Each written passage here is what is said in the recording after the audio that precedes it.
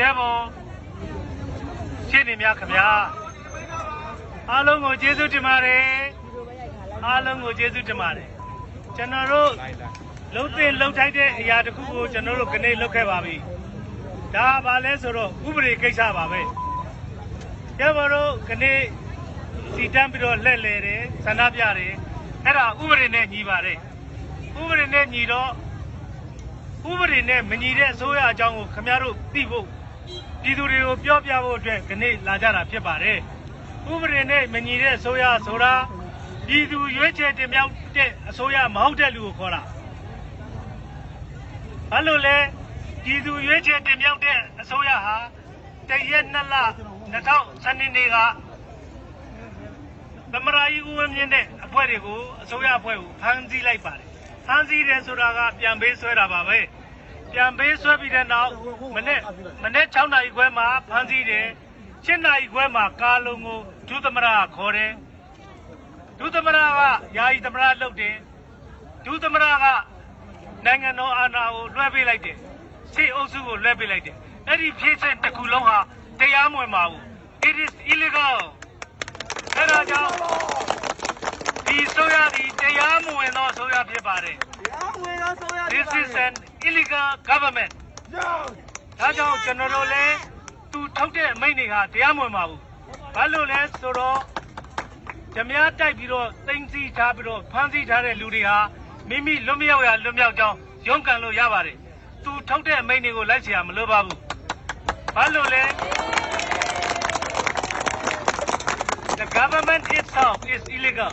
အစိုးရကိုယ်တိုင်ကမတရားတဲ့အစိုးရဥပဒေနဲ့မညီတဲ့အစိုးရဖြစ်နေပါတယ်ဒါကြောင့်ထွေဥက္က144ထုတ်တာလဲတရားမဝင်ပါဘူး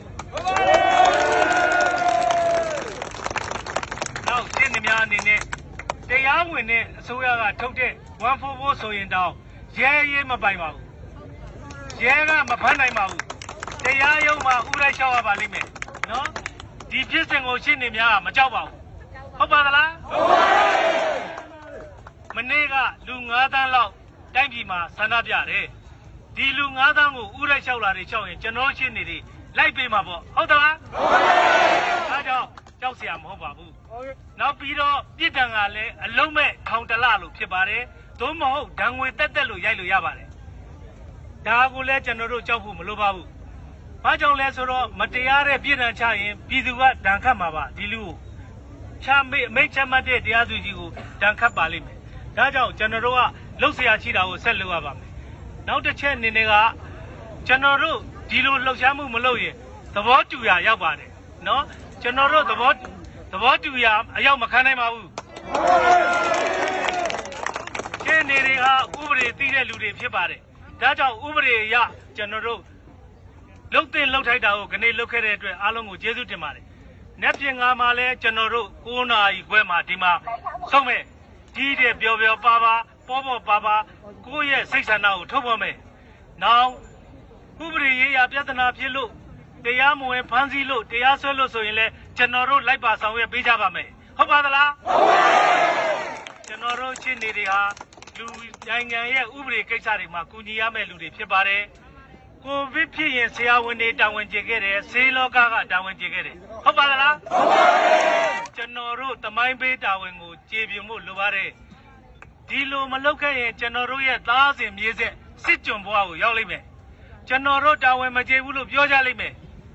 တမိုင်းမှာလည်းတိုင်းပြည်အခြေအနေအရရကြောင့်အာဏာကိုတရားဝင်သိမ်းမှတယ်လို့တမိုင်းမှာရေးတော့မယ်ကျောင်းသုံးစာအုပ်တွေမှာလည်းရေးကြတော့မယ်ဒါတွေမဖြစ်အောင်လို့ကျွန်တော်တို့ကနေလုပ်နေကြတာပါဒီနေ့တက်နေသောအစိုးရသည်တရားမဝင်ပါမှန်ပါဗျာတရားမဝင်သောအမိန့်များကိုလည်းကျွန်တော်တို့ဥပဒေနဲ့အညီစန့်ကျင်ကြမယ်